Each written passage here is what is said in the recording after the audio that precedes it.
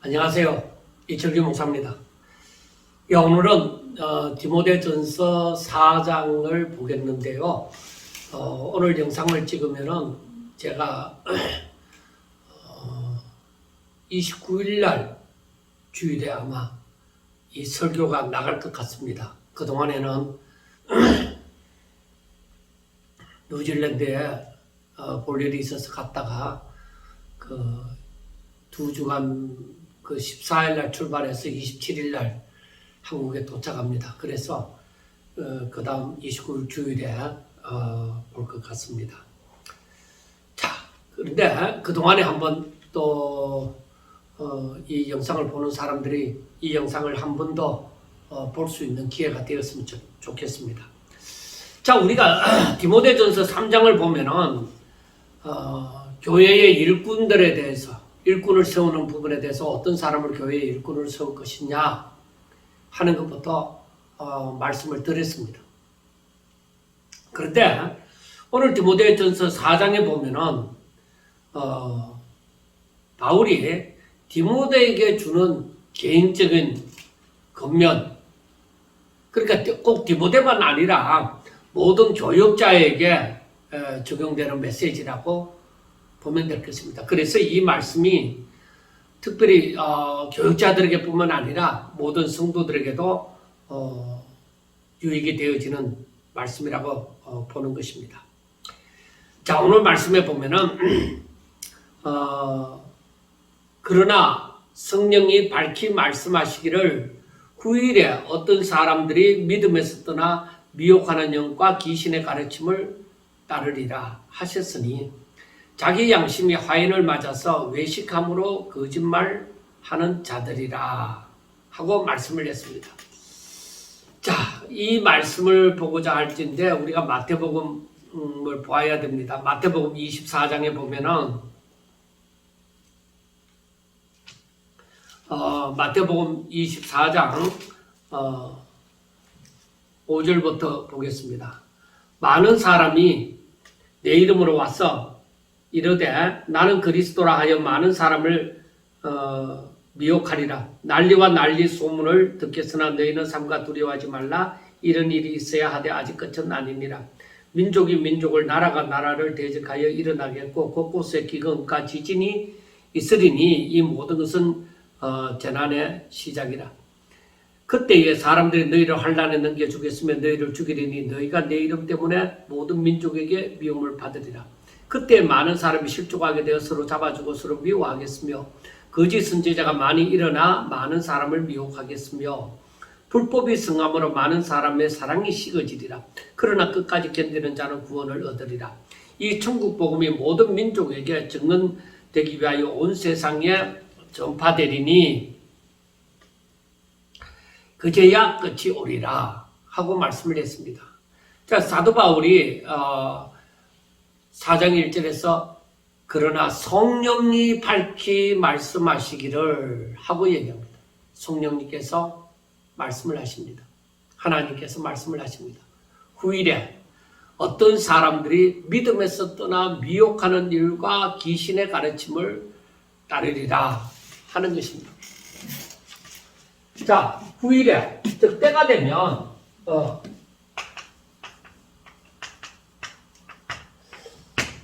그러니까 다가오는 날, 어떤 날을 두고 얘기하죠. 때가 되면은 여기에 때가 되면은 여기에서 성령이 밝히 말하기를 뭐라고 얘기하느냐? 어떤 사람들이 어떻게 해요? 믿음에서 떠났다. 믿음에서 떠났다. 그러니까 저들이 신앙생활을 하는 것 같지만은 결국은 저들이 믿음에서 떠나서 어떤 행동을 하느냐? 믿음에서 떠나서 미혹하는 영과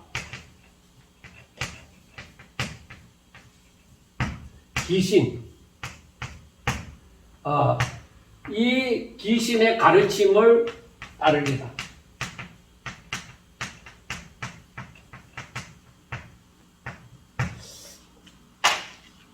자, 우리가 이 말씀을 보면서 제일 중요하게 생각해야 되는 것은 분명히 다가온다. 분명히 다가온다. 분명히 다가오는 그날에 어떤 사람들이 지금 몇몇 사람이 믿음에서 떠났다. 그러면 믿음에서 떠났다는 것은 바로 믿음 생활을 하는 것 같았다는 것이죠. 믿음 생활을 하는 것 같았는데 그들이 결국에는 이 믿음에서 떠나버린 거예요. 떠나버려서 미혹하는 영과 귀신. 그러니까 여기에서 보면은 미혹하는 영이라는 것은 그러니까 진리에서 믿음에서 떠났다는 데서도 이미 알 수 있지만 미혹하는 영은 그 믿음 생활을 하는 그 진리를 주축을 해서 믿음 생활을 하는 그 자리에서 떠나버렸다.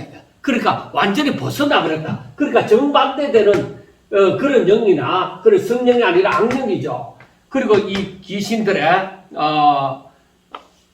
가르침을 따르리라 하고 얘기했습니다.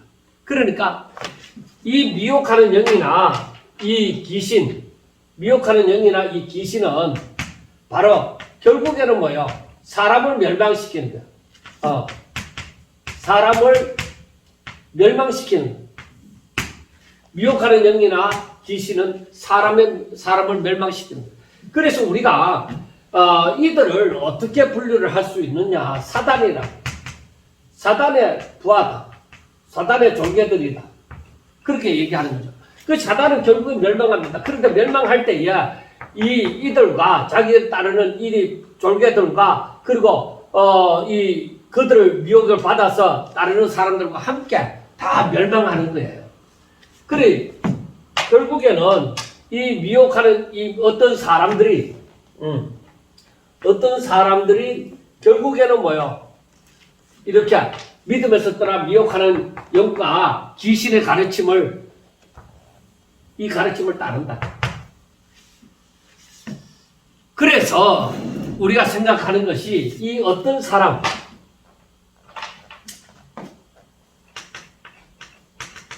이 어떤 사람들은 누구겠느냐? 이 사람들이 어떻게 구원받았다가 구원받았는데 저들이 멸망 가운데는 멸망하는 것이냐? 귀신의 가르침을 멸망하는 것이냐? 그러니까 저들이 구원을 받았는데 저들이 믿음에서 떠남으로 멸망을 하는 것이냐? 우리가 성경을 살펴볼 때 이렇게 얘기를 할 수가 없어요. 한 번 받은 구원은 다시금 돌아가지 않습니다. 그리고 우리가 이 부분에 대해서 좀 더 확실하게 사람들이 알고 있어야 되는데 아담과 우리가 여기에서 한번 써보겠습니다. 자, 아담의 후손들. 아담의 후손은 뭐야? 모두 죄인이다. 죄의 삭은 사망이다. 그런데 예수 그리스도의 은혜로 인하여서 저들이 사망에서 영생으로 생명을 얻었다. 영생을 얻은 거예요. 그래 다시 살았다. 그러니까 이것을 중생을 얻었다. 새로운 피조물이 되었다. 거듭났다. 그렇게 얘기를 하는 것이죠.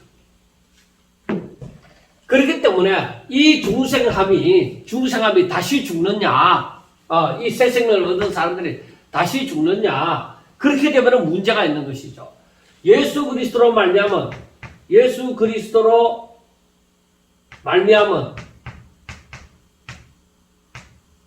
이 대속, 이 십자가는 완전한 거예요. 부족한 것이 아니다. 우리를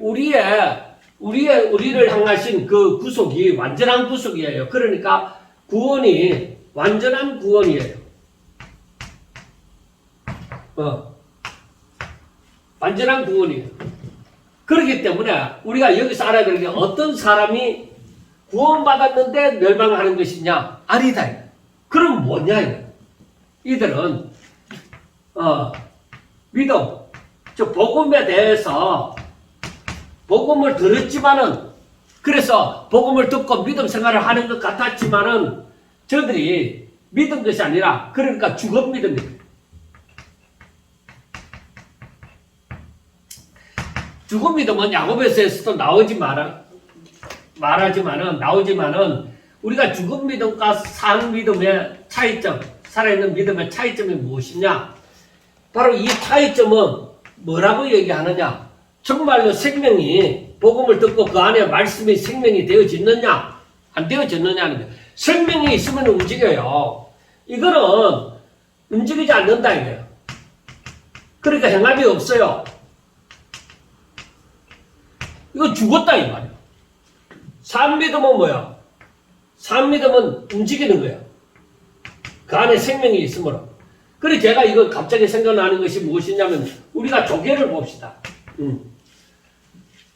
조개를 볼 때야 이게 죽었나 살았나 혹은 전복이나 이런 거 볼 때야 이렇게 툭 건드려 보죠.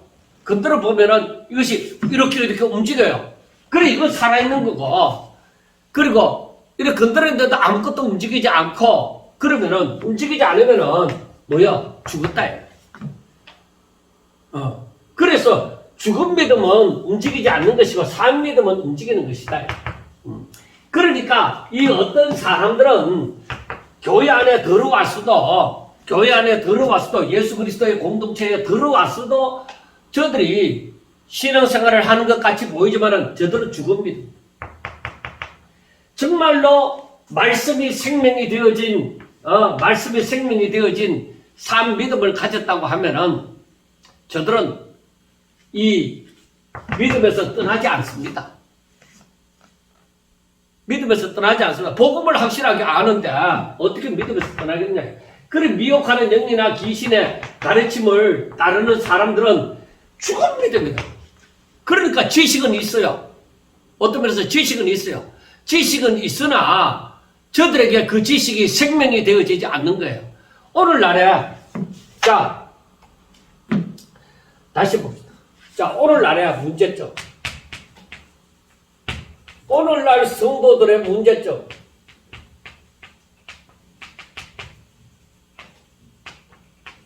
오늘날 성도들의 문제점이 무엇이냐? 전부라고 얘기를 할 수 없지만은 일부분 사람들, 어떤 사람들처럼 일부분의 사람들이 저들은 뭐야? 지식은 있으나 올바른 지식이 아니다. 그리고 이 말씀을 알지만은 말씀은 있으나 행함이 없는 즉 생명이 없는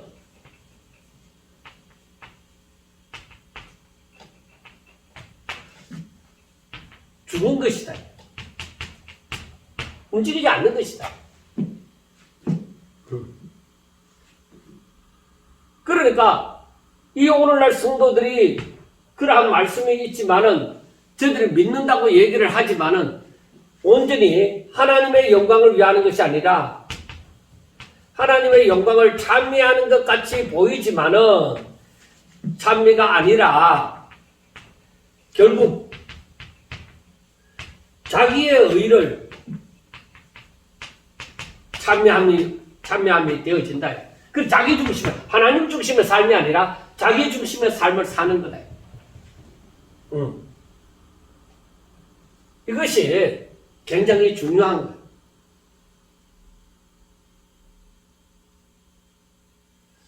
그래서 우리는 항상 자신을 돌아보아서 내가 믿음에 있는가, 하나님의 말씀이 생명이 되어지는가 하는 것을 살펴보셔야 돼요.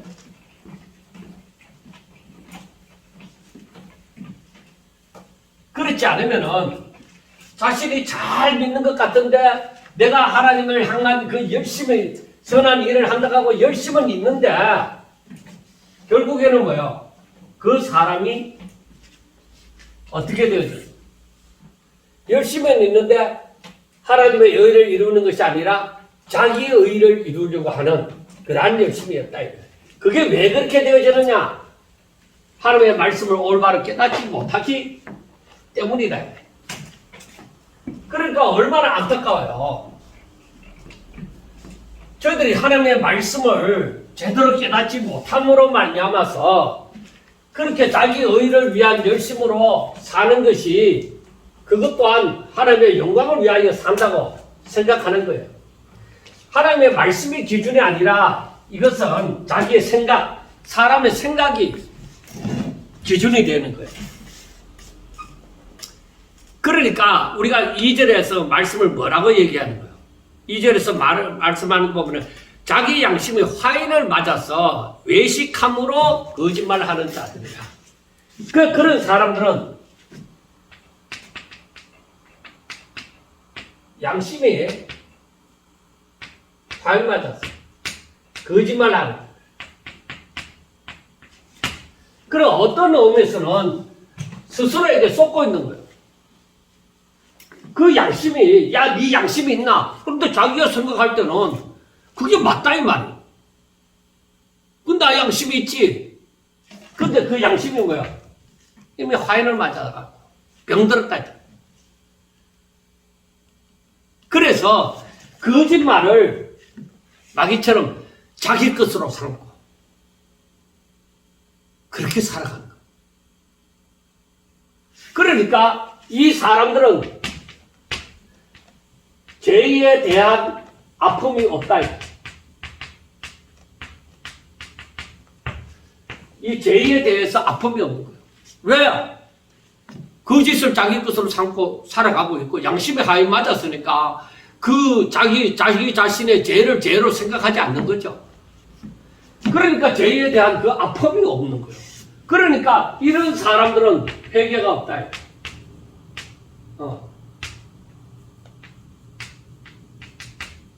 이런 사람들은 회개함이 없어요. 그러니까 마태복음 24장에 있는 말씀처럼 말세의 징조, 말세의 징조, 그 말세에 나타나는 일이 우리가 쉽게 얘기해서 알곡과 심판이 오면 알곡과 쭉정이가 갈라지는데, 그런데 그 현상, 그 말세의 징조가 어떻게 일어났냐면은 선한 자는 더욱 선을 행하게 되어지고 악한 자는 더욱더 악하여지.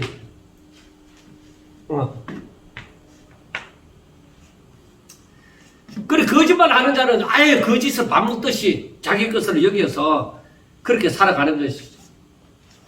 그리고 이때에는 하나님의 나라를 확장을 막는다. 세상이 하나님 나라의 확장에 대해서 막는 거예요. 그래서 할 수만 있으면 믿는 자라도 넘어뜨리고자 하는 것입니다. 그리고 또 이들이 특별히 다가오는 게 세상 사람들을 향해서는 아니요. 성도를 미혹하는 거야. 어떻게 하든 예수 믿는 사람들을 미혹하는 거야. 그리고 이 마지막이 가까우면 가까울수록 어떻게 해요? 최후의 발악을 하는 거야. 왜? 자기 때가 다 됨을 알기 때문에 최후의 발악을 하는 거야. 그러니까 이것은 이 말세에는 참과 거짓이 분리, 알곡과 쭉정이에 갈라질까 같이 참과 거짓이 분리되어지는 현상이 나타나는 거예요. 확실하게. 자, 그 다음에 3절에 보세요. 혼인을 금하고 어떤 음식물을 먹지 말라. 그렇게 말해요. 혼인을 금하고 어떤 음식물을 먹지 말라. 그러니까 이 사람들은 어떤 사람들이냐면은 영지주의자들. 이때 시대에 이단들이 영지주의자들이에요.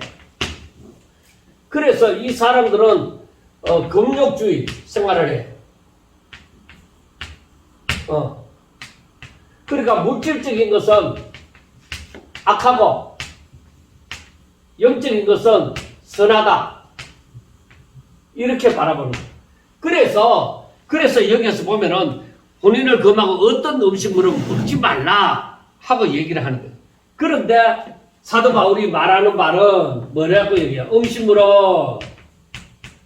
하나님이 주신 바다. 주신 바니까 믿는 자들과 진리를 아는 자들이 감사함으로 받을 것이니라. 오히려 이 음식물에 대해서 하나님 앞에 감사함으로 먹으면 된다. 하나님께서 지으신 모든 것이 선하며, 그래, 하나님께서 지으신 것,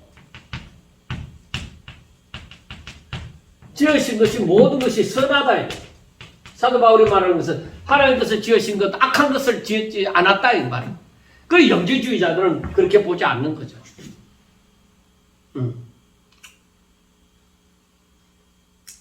그래서 감사함으로 받으면 버릴 것이 없나니 하나님의 말씀과 기도로 거룩하여 짐이라. 그래서 오직 선하게 되어지는 것은 뭐예요? 하나님의 말씀, 기도로 거룩하여지는. 우리가 이것을 보면서도 알아야 되는 것이 바로 무엇이냐면은 이 시대에 이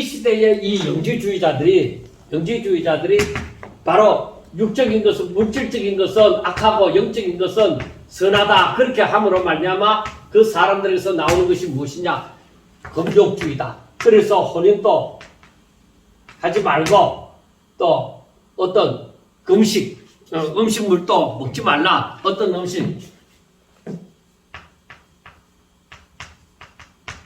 음식도 먹지 말라. 그렇게 얘기해요. 금욕주의. 그래서 이렇게 되다 보니까 이 세상 것에 대한 이것은 물질적인 것은 전부 다 악하다고 보기 때문에 이 사람들이 영적인 것만 생각함으로 어떤 육적인 부분에 있어서는 타락한 생활을 가져왔던 것입니다. 그런데 바울이 말하는 바는 어떤 음식물은 하나님이 주신 것이다. 그래, 그것들은 하나님이 지으신 것은 다 선하다. 하나님께서 만드실 때 선하게 만드셨다. 사람이 악함으로 말미암아 악함이 들어온 것이지 다 선하다. 오직 사람은 하나님의 말씀과 기도로 거룩하여져 간다. 자, 그래서 우리가 알아야 되는 것이 말씀, 기도.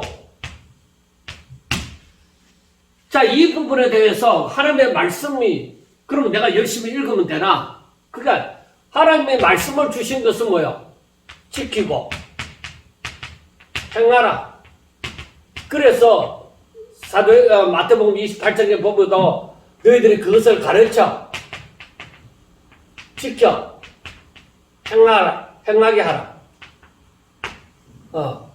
그리고 이 여호수아 같은 경우에도 네가 그 말씀을 율법을, 날마다 그 율법을 묵상하고 지켜 행하라는 거지. 그러니까 말씀이라고 하면은 우리에게 또한 다르게 얘기하면 명령. 우리 피조물들은 창조주 하나님의 말씀을 지키고 행하는 데에 의무가 있습니다. 그리고 기도하라는 것은 우리가 기도하는 이유는 뭐예요? 바로 쉽게 비는 거예요. 이것을 다른 말로 하면은 기도하라는 것은 나 자신의 연약함이 있기 때문에 큰 자를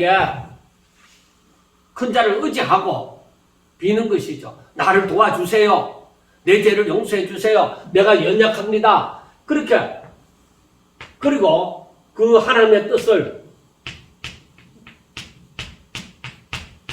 이루고자 하는 거예요.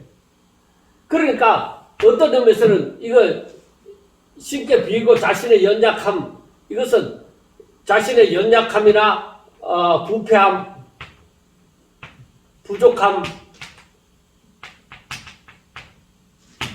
이런 부분에 있어서 중요한 것은 무엇이냐? 우리가 회개라는 것을 해야 되는 거예요. 그런데 사람들이 이것으로 말미암아서 경건하여져 간다.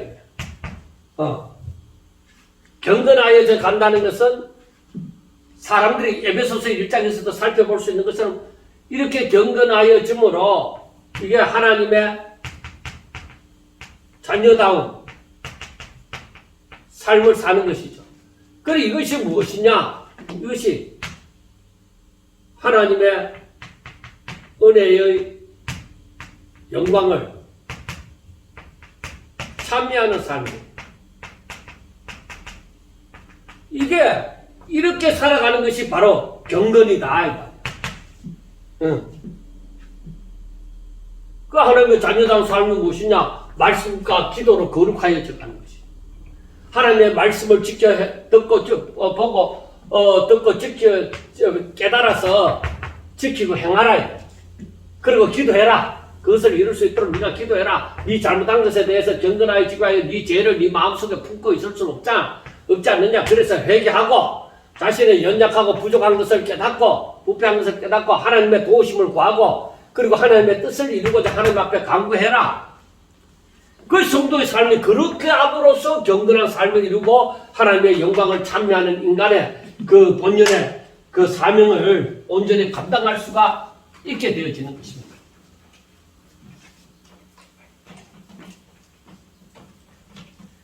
그러니까 세상에서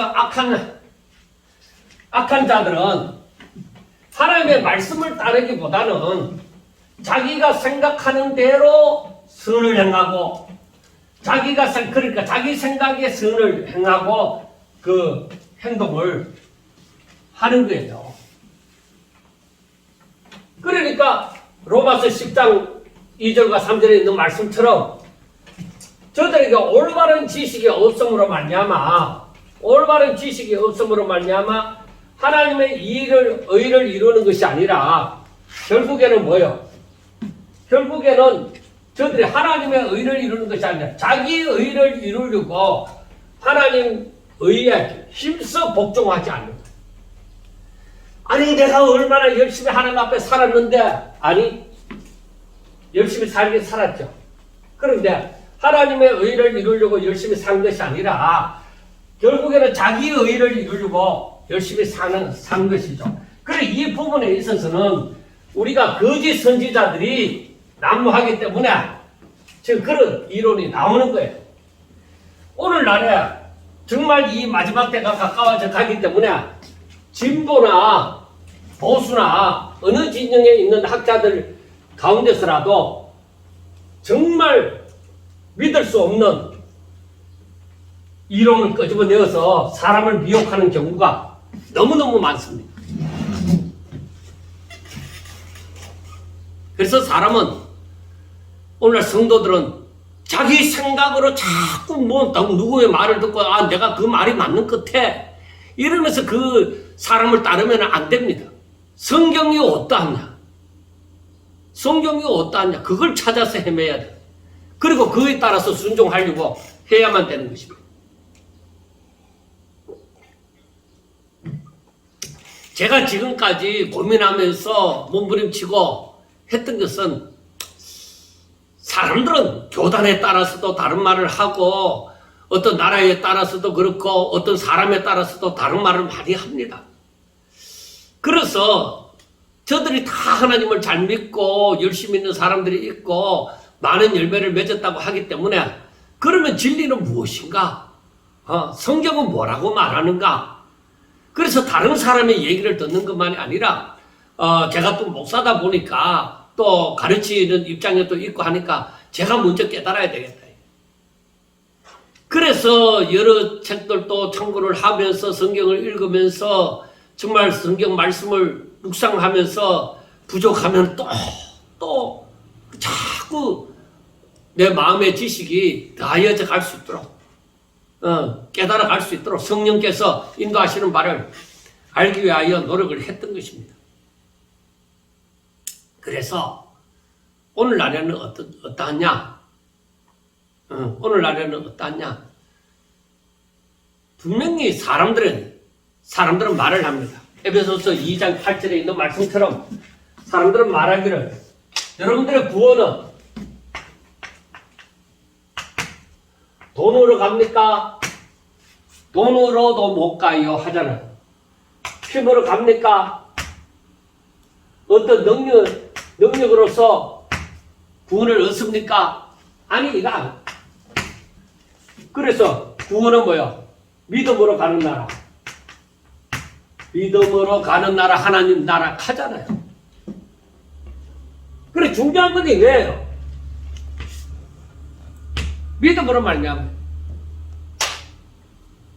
그런데 오늘날 이론 가운데서 어떤 이론이 나오느냐? 믿음 100%가 아니다. 이렇게. 뭐냐? 우리들이 믿고 예수님을 영접하고,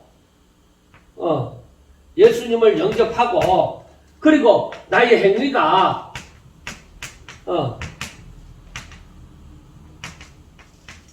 행함이 있어야 한다. 자, 우리가 야고보서와 이 로마서의 차이점을 우리가 아마 여러분들도 많이 여러 목사님들한테서 들었을 줄 압니다. 책도 읽어보고.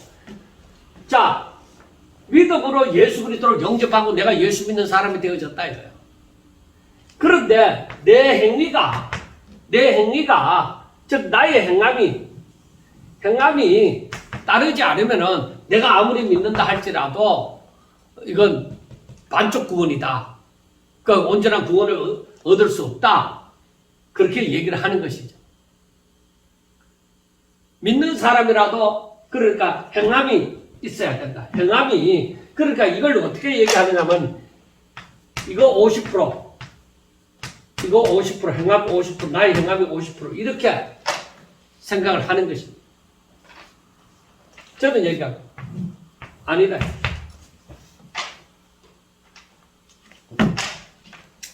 그럼 무엇이냐? 오직 믿음 구원을 받는다. 오직 믿음으로 구원받는다. 이게 맞는 것이죠. 그래 믿음이 무엇이냐? 그래서 믿음은 무엇이냐? 네가 바라는 것들의 실상이요. 보지 못하는 것들의 글쎄 정근이라.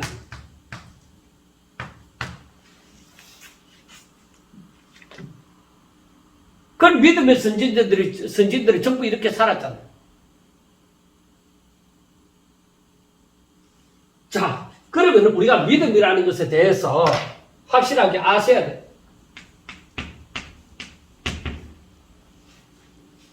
제가 앞에서도 얘기를 했잖아요. 믿으면은 거짓 믿음이 있고 산 믿음이 있다. 거짓 믿음은 움직이지 않는다. 이거 죽었으니까. 산 믿음은 뭐야? 움직인다. 네가 정말 믿느냐? 너가 정말 예수님을 믿느냐? 믿으면 구원을 받았다. 네가 정말 믿는다면은 너의 이 지식을 거부할 수가 없는 것이다. 살아있는 지식이야. 그러니까 하나님의 말씀이 바로 내게 지식이 아니라 생명으로 오는 것이다. 하나님의 말씀이 내게 살아서 운동력 있고 날선 건가도 같아갖고 골수도 째개고 하야 돼. 생명으로 하나님의 말씀이 생명으로 다가오는 믿음이라면은 너는 구원받았다. 자, 그렇게 되면은 예수님의 십자가, 그 대속의 죽음이 이것이 완전하냐? 완전하냐? 이러면 100% 완전하다. 사람의 죄를 짊어지시고 십자가에 못 박혀 죽었어요. 저들의 죄를 짊어지시고 십자가에 못 박혀 그의 죽으심이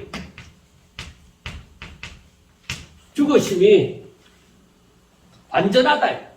그러니까 완전한 죄사함을 가지고 온다.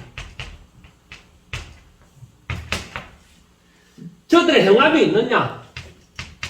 인간의 행함이 필요하냐?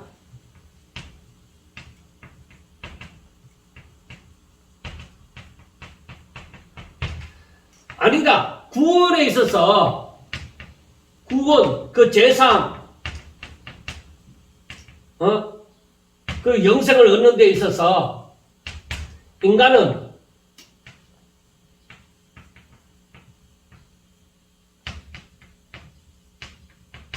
아무것도 한 것이 없다.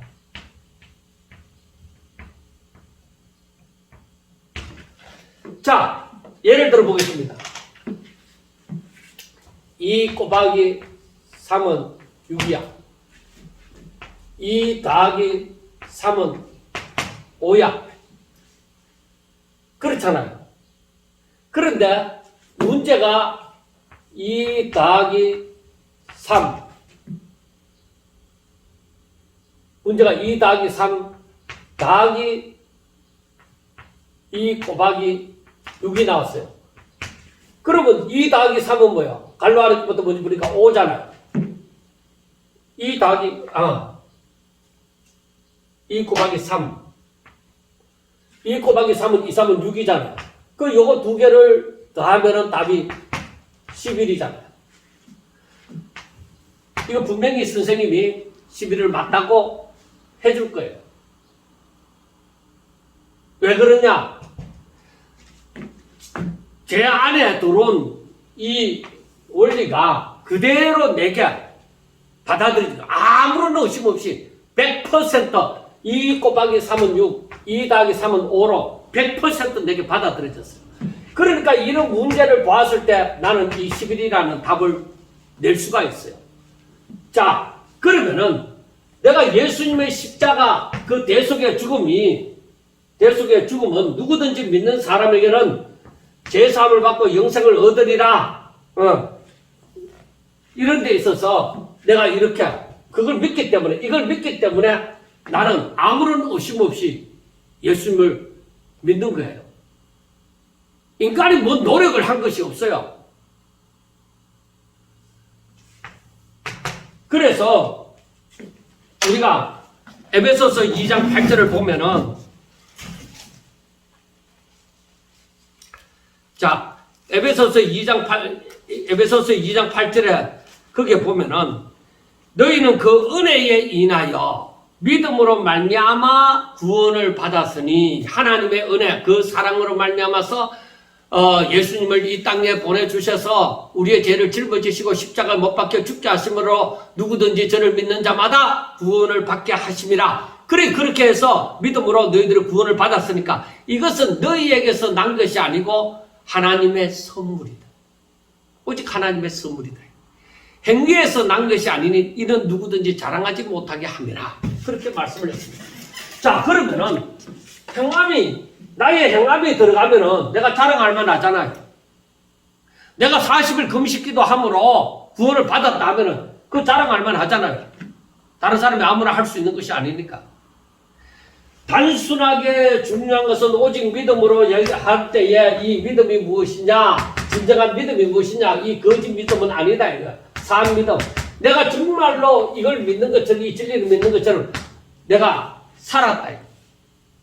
그러면은 오로지 내가 죄사함을 받고 어디 갔어? 죄사함을 받고 영생을 얻은 줄로 믿고 이제는 하나님의 자녀로 죄에 대해서는 죽은 자요, 하나님께 대하여 산 자로서 내가 삶을 살아간다는 것입니다. 이런 확실한 믿음이 우리들에게 필요한 것입니다.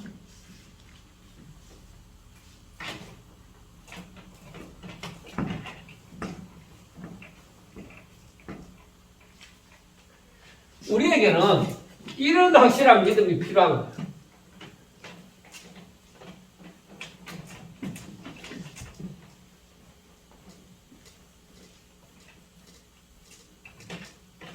이 믿음이 없으면 앞에서 말한 것처럼 유혹하는 영과 귀신의 가르침을 따르는 그런 사람이 될 수밖에 없어요.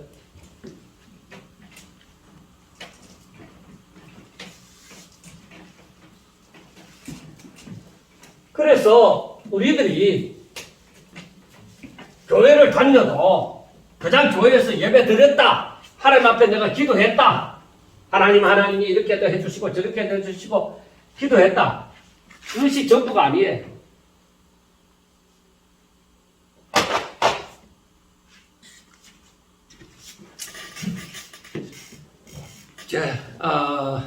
제가 너무 많은 이 원론적인 부분에 대해서 너무 많은 시간을 갖고 간 것 같습니다. 이제 그 밑에 이제 바른 목회자상. 자, 6절. 내가 이것으로 형제를 깨우치면 그리스도 예수의 좋은 일꾼이 되어 믿음의 말씀과 내가 따르는 좋은 교훈으로 양육을 받으리라 하고 말씀을 합니다. 그러니까 하나님의 말씀과 기도로 이제 거룩하여 져 간다 했잖아요. 그런데 하나님의 그 뜻, 하나님의 그 복음에 대해서 너희들이 바로 깨닫고서 형제들을 가르치면은 그리스도 예수의 좋은 일꾼이 되어져서 이 말씀과 교훈으로 양육을 받게 되어진다는 것입니다. 그래서 너희들이 망령되고 허탄한 신나를 버리고 경건에 이르도록 내 자신을 연단해라. 그래서 성도의 삶 가운데서는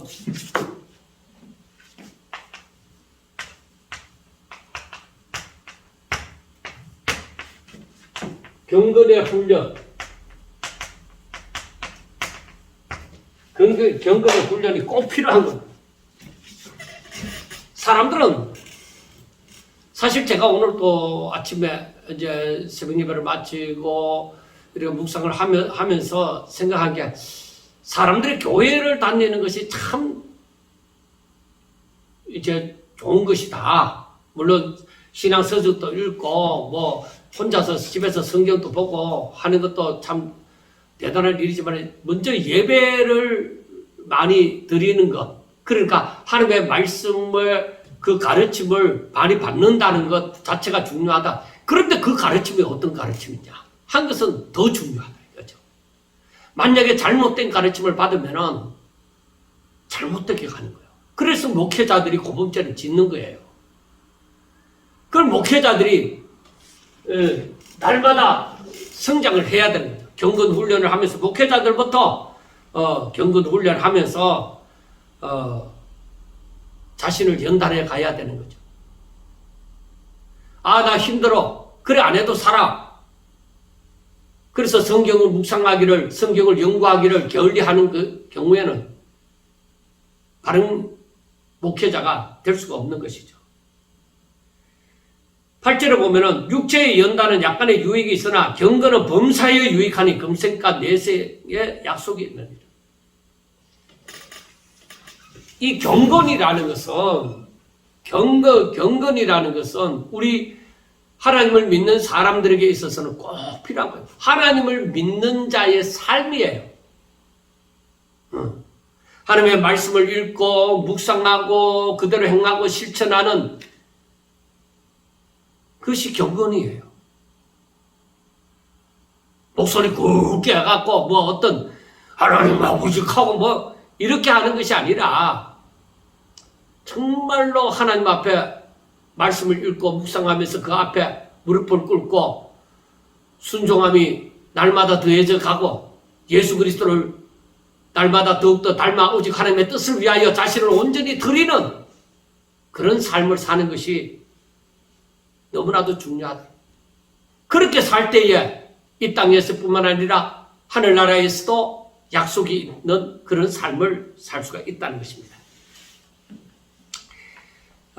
그리고 우리가 목회자들에게 있어서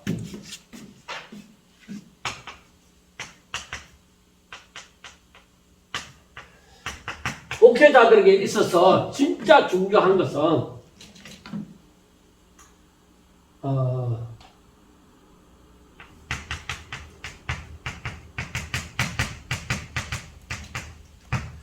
진리를 사수하는 거예요. 진리를 사수하기 위해서는 진리를 알아야 되잖아.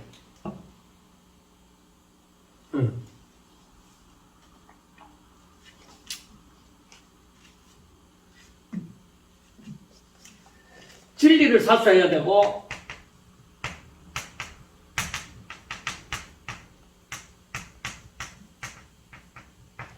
이렇게 해서 경건에 훈련하고 이렇게 해서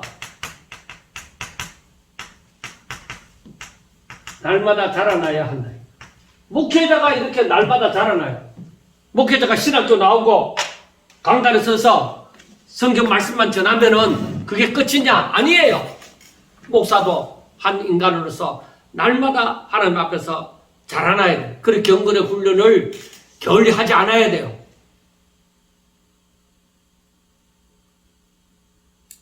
그래 교회를 자꾸 인간적으로 키우고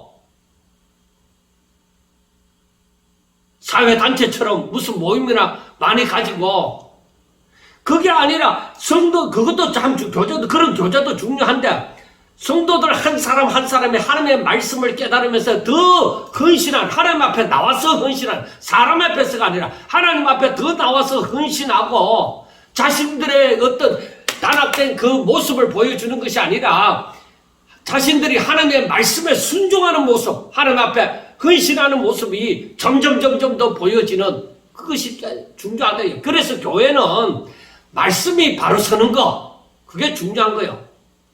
교회에서 성도들이 단합되는 모습, 어떤 교회는, 제 주변에 있는 어떤 교회는 그 교회에 세 그룹이 나눠져 있어요. 어느 장로 그룹, 어느 집사 그룹 이래갖고 세 그룹 혹은 또 거기에 속하지 않는 사람까지 하면 다른 그룹이 있어요. 그런데 이 사람들이 자기들끼리 모여갖고는 친교를 하고 밥도 같이 먹고 우리는 참 이렇게 참 단합돼갖고 어떻게 한다. 그랬을 때는 그래 좋다 이거예요. 그러면 A, B, C, D의 그룹이 A가 만약에 어떤 주장을 하면 B는 싫어해요.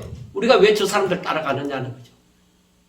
저 사람들은 우리하고 뭐 다른 문제, 어떤 이건 문제나 어떤 문제에 있어서 별로 좋지 않다는 거죠. 우리가 옛날에 어떤 목사님 보내고자 할 때 저 사람들은 그 목사님을 계속적으로 심오하게 해야 된다 하고 이렇게 반대를 했다는 거죠. 그러니까 그 다음에 또 골이 깊어져가 또 그렇게 싸우는 거예요.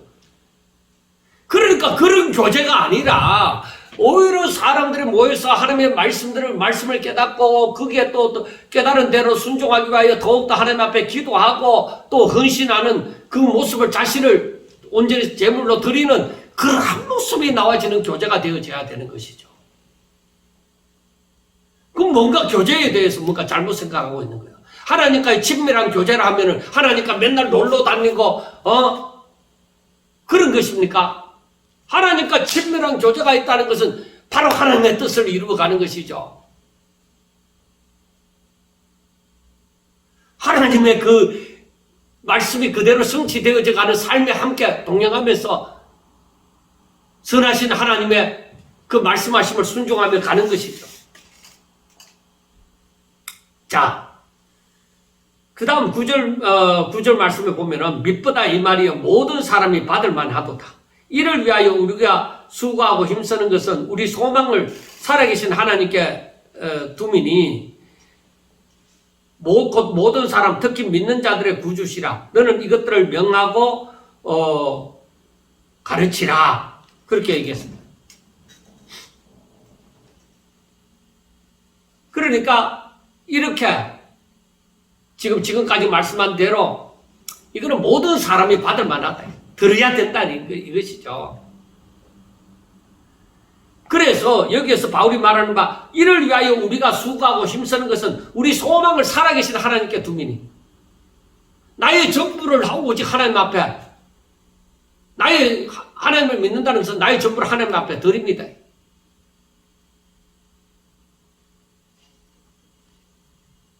그래서 곧 모든 사람 특히 믿는 자들을 구주시니라. 그래 우리는 예수 그리스도로 말미암아 예수 그리스도 안에서 예수 그리스도 은혜로 그래서 우리가 그 안에서 모든 것이 다 이루어지는 거예요.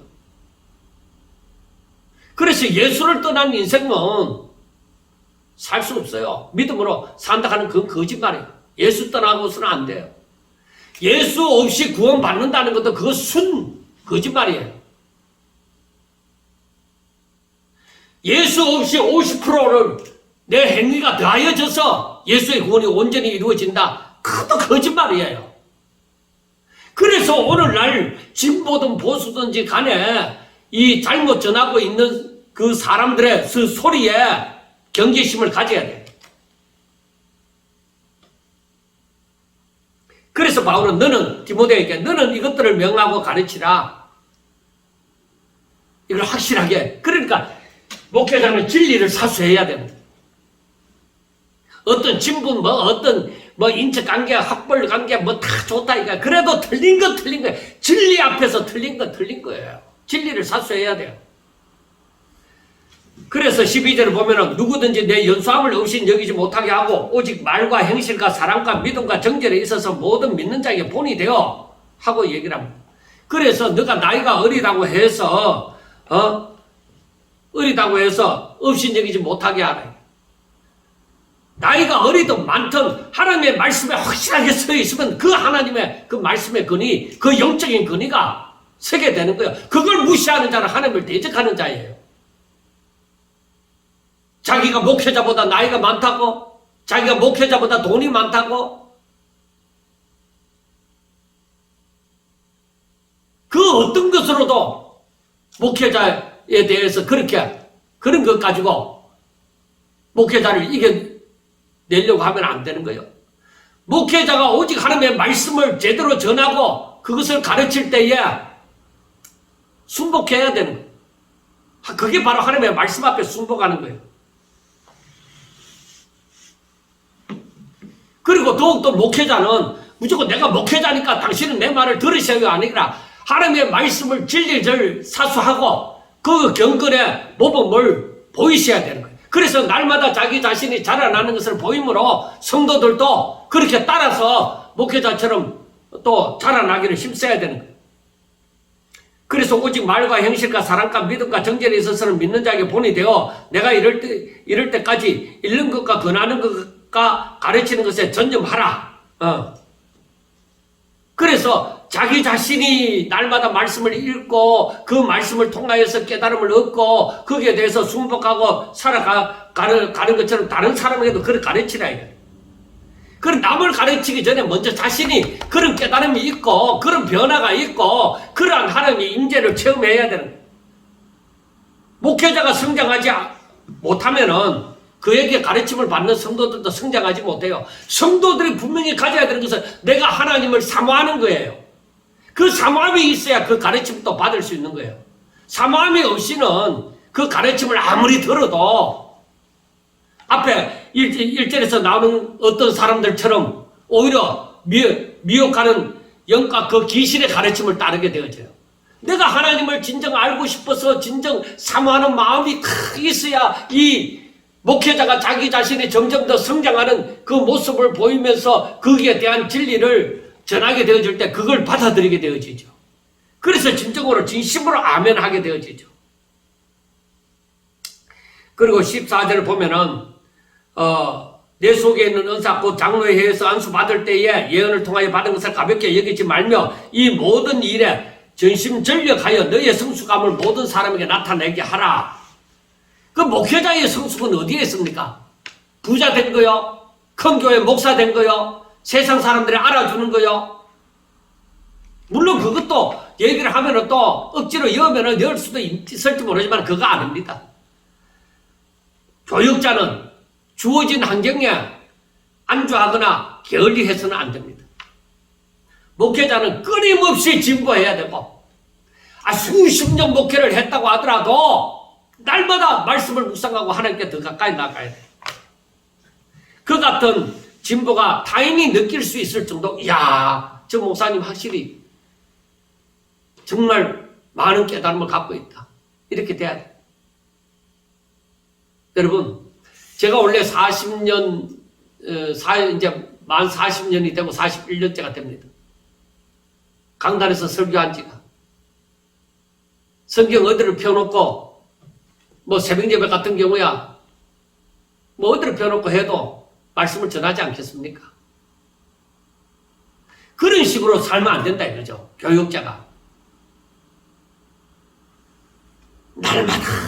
날마다 더 깨달음을 얻고, 더 하나님께 가까이 가고, 더 연구하고. 제가 살면서 이렇게 보니까, 성경 말씀을 연구하면서 보니까, 정말로 이 성장하는 모습이, 하나님을 알아가는 것이 말씀을 상고하면 상고할수록, 묵상하면 묵상할수록 탁 올라가요. 몰랐던 말씀이 아니잖아요. 알았던 말씀인데 그 알았던 말씀을 또 깨닫고 또 깨닫고 하다 보면 더 알아가요.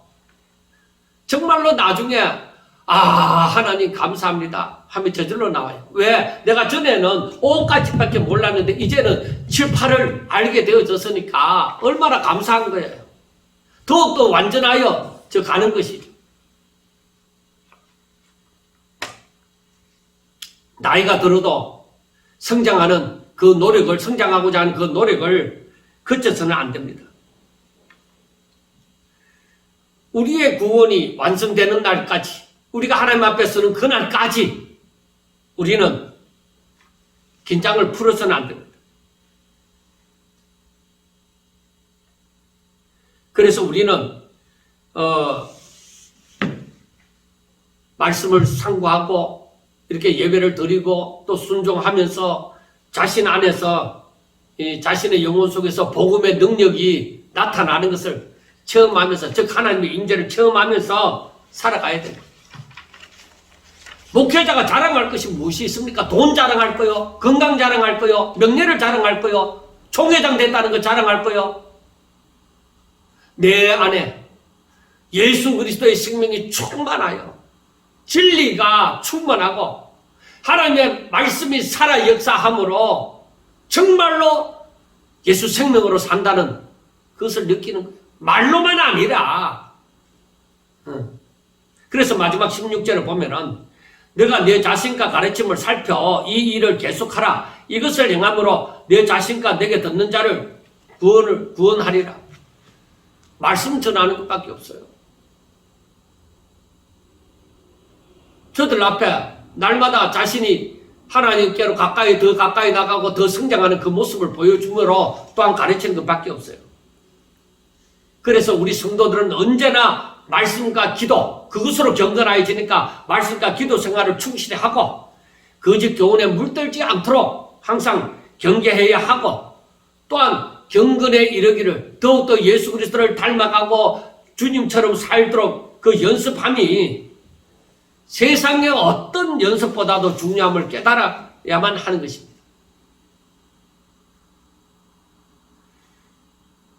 그러므로 우리가 날마다 예수 그리스도의 장성한 분량에 이르도록 자라나는 그것은 우리들에게 꼭 필요한 것입니다. 여러분, 예수를 알고부터 정말 하나님 앞에 서는 그날까지는 날마다 이렇게 하나님의 말씀을 연구하고 어떻게 하면 하나님 뜻대로 살까? 어떻게 하면은 내가 정말 주님을 닮아서 예수 그리스도의 마음을 품고 진짜 내 인생이 정말 복되게 살아갈 수 있을까? 항상 고민하며 기도하며 하나님의 사랑, 하나님이 주신 지혜, 하나님이 주시는 평안, 그걸 누리면서 자신 있게 하나님의 자녀이기 때문에 더욱더 자신 있게 보람되게 살아갈 수 있기를 주의 이름으로 축원합니다. 감사합니다.